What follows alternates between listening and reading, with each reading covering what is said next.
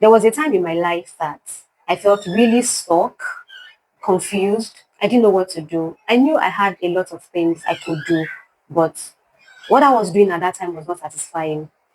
I yes, I was making little money, but I just did not see myself as that person for the rest of my life. So I was just battling with this.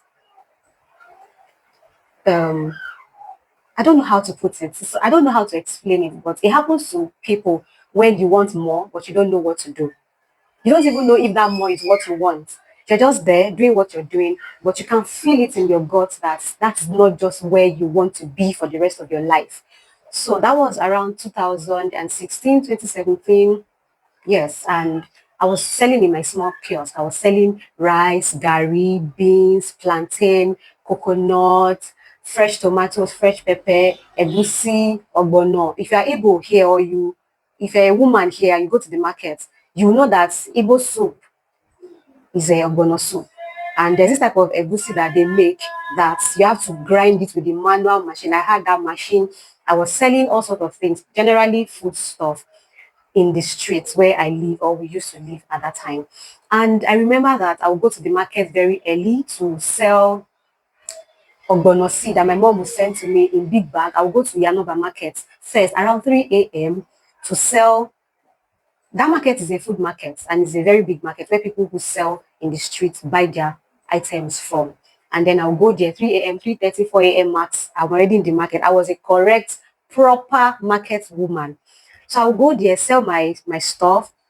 So in the market, there are other women too that sell okra, ugu, pepper, different types, and they all come to sell, just the way I've come to sell for retailers. So I will buy my own item that I will take to the shop, to my kiosk to sell during the day. So we close in the market by 9 a.m. And then when I get back home, my husband would have taken my son to school at that time. So I'll come back home, freshen up, pack my food, then go to the shop. That was we close by 9. So between 9, 10, I've opened my shop and I'm there till when my son closes from school, pick him up, get back to the shop, make dinner in the shop. My husband will come back from office, pass by, stay a while with me, we'll talk, he will go home, come back to the shop to eat. Sometimes we'll pack the food home. So it was just like that for some time. And that was my life. And I just started thinking in my head that, come on, babe, like I wouldn't, I wish I took pictures of those times. Now I regret not taking those pictures because I was ashamed, I was embarrassed. Not like I was embarrassed of myself, but I didn't know that things were going to change like this and I would need to reference to those times. I just wanted to forget them like bad habits. But now I wish I had taken pictures of those times so that you can see for real how terrible it was back then. I just knew that I wanted more, right? And thank God for the support of my husband. He never saw me less. Instead, he will always see me as I don't know what that man was doing.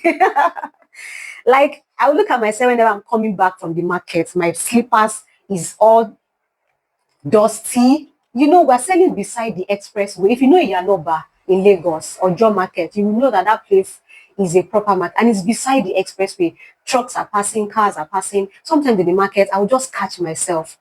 I will look around and I will ask myself, is this where I want to be? Is this what I want to be? Is this what I want to be doing forever? Sometimes if my son doesn't go to school, I have to back him and take him to the market. I will sit down on my container, this big custard plastic, that's where I'll put my measuring cups and nylons and tarpaulin in case it rains. So when I remove those measuring cups on my ogono to measure, I will sit on the plastic rubber. That was my chair at that time. Sometimes I will hold my son beside me, sometimes I have to back him, and then that was how it was. But at some point I started getting dissatisfied. I wanted more, but I did not know what I wanted. It was just like I was in a realm of, I was rigmaroling, just circling. I was just stuck at that point. Sometimes in the shop, I would sit down. I was just be looking at people coming to buy from me. And there was this particular woman in the street who come and sit down, want to gossip, want to gist. I mean, I just want to be. And you know what happens when you're in the streets? Different people will come and meet you.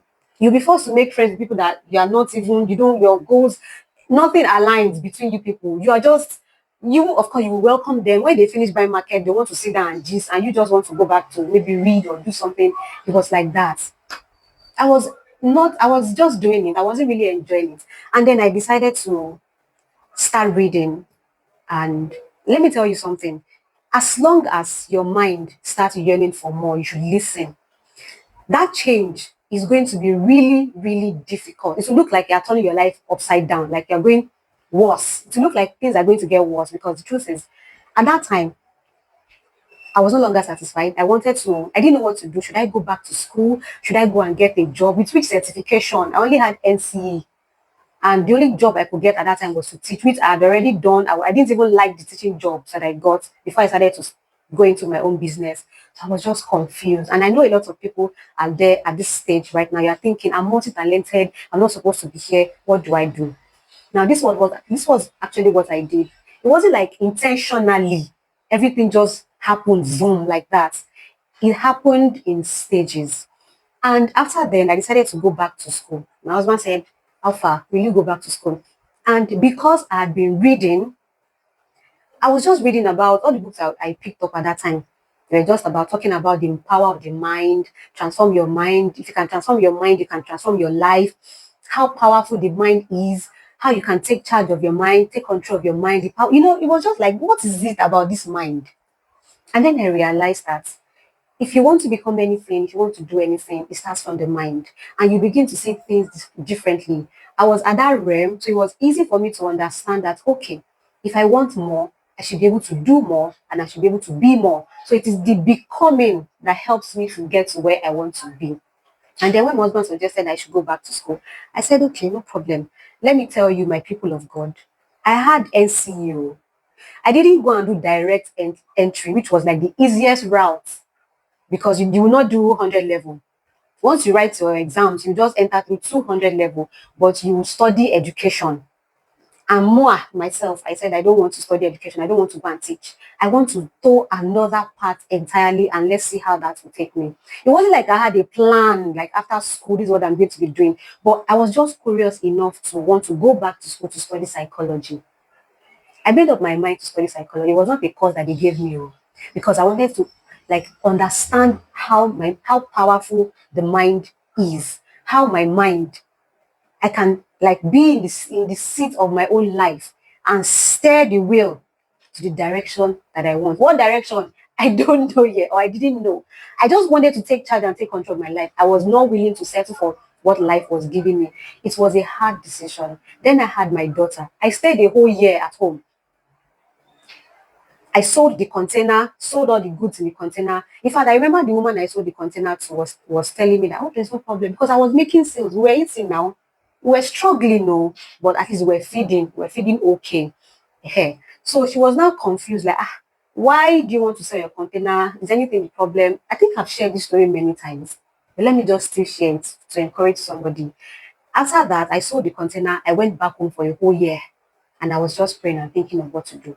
And then I wrote JAM. I could have gone through direct entry. I wrote JAM and I went back to school, 100 level. I went back to school. I started from scratch because I had to write JAM. In fact, I was breastfeeding my baby when I went to write JAM. On that day, luckily, I can't remember what happened. My husband was home. He didn't go to work. He was with the baby girl. The boy went to school. I went to write my JAM. I queued in the line. Thank God for my stature. I'm petite, okay? So you won't even know that I've given birth to. Except for those who saw me when I was sneaking out of the line or the queue to go and breastfeed my daughter. And when they saw me on the exam day, good morning, man. Some people were like, good morning, man. Who is this one greeting, man? Is it this one? But they saw me that I'm actually a mother. Even though they didn't know that I already had another one before the baby they saw me with that day. And when I got to the university, that is another story entirely. Because the truth is, from that point, everything changed. It's not like where I want to be, but I'm satisfied at the process and how my life is going. Because if not for that decision, I would not be sitting down here today sharing this video with you. I would have still be that woman in the market. And am I saying that market women are not human beings, or am I better than the people that sell in the market? In the market? That's not what I'm talking about. What I'm saying is that we choose where we want to belong. Some people will have to sell those stuff, but I don't want to be one of those people. Hello. So don't come all telling me, no, no, I understand what I'm talking about. Like they say, all fingers are not equal. Must your own be the shortest? It doesn't mean that this finger that is the shortest is not important. Because if I cut this finger off, I will feel the pain. I will know that I don't have this this small thing, as small as it is useful. Everybody have their place in life, but I just don't want to be in that space. And that was what I chose. Like, that was why I decided to step up. It came with a lot of responsibility, a lot of stress, and everything started falling in place bit by bit. Now, after that, I started my business. Some people say it's just coincidence. No, God has a plan for you as a person, and He'll be beaming the light. You'll be seeing those things. It can come in form of restlessness. It can come in form of asking yourself many questions. Like, you're just curious. You just want to know what next. Now, if I go to that our former street now, I will see those women that were selling together in that street. They're still there. If I go to that Yanoba market now, I'll still see those women. They're probably still there. There was one time I was coming back from school because my school was not too far from that market. And in the morning, I was going to school. I had a 9 a.m. lecture. And the woman that was selling fresh okra beside me boarded the same bus with me. She did not recognize me. I recognized her and I greeted her. She was looking at me and I introduced myself. I mean, they sell ogbono near you, remember? Say, hey, oh, my sister, long time. She was looking at me with that surprise that you have changed, because yes, I have changed. And I wasn't looking like this then. No, I wasn't even looking this fresh. Okay. But I was better than when I was selling in the market. Now, what is the summary of this video and why am I sharing this um story with you? It starts with curiosity, restlessness. You need to be dissatisfied with where you are.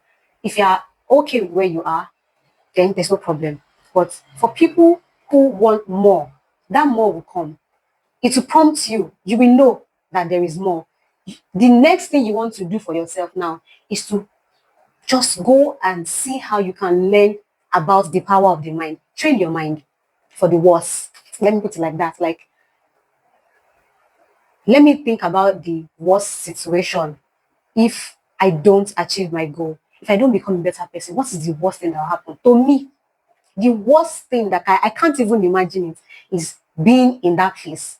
I can tell you many things that happened to me during that time that I regret. There are some friends that I had that I wouldn't have, our path wouldn't have crossed at all. There are some people that should not even come into your life, but because you are where you are currently, they will come into your life. There's some things you will do that you're not supposed to do, but because you are at that stage, those things will come. And as they are coming, just take it as a lesson and, you know, try as much as you can to train your mind to understand that even if the things that you need to do are the things that are not pleasant, you need to do them regardless. Listen to your heart. When it is talking to you, listen. If you want more, you deserve more. Excuse me, except if you don't want that more. So in my own case, I still want more as I'm speaking. And currently, I don't want to be reeling out all the things that God has helped me to achieve. But the truth is, I'm not where I used to be. And I'm grateful because I took the bull by the horn and I did the most difficult things. And I realized that nobody does anything when they are not ready. Yes, like even as I'm teaching you or I'm sharing my story, some people will see watch this video and say, I'm inspired, I'm motivated. Motivation ends at some point. Then discipline should take over. So it is not enough for you to say, I want something. You will get that result. I promise you.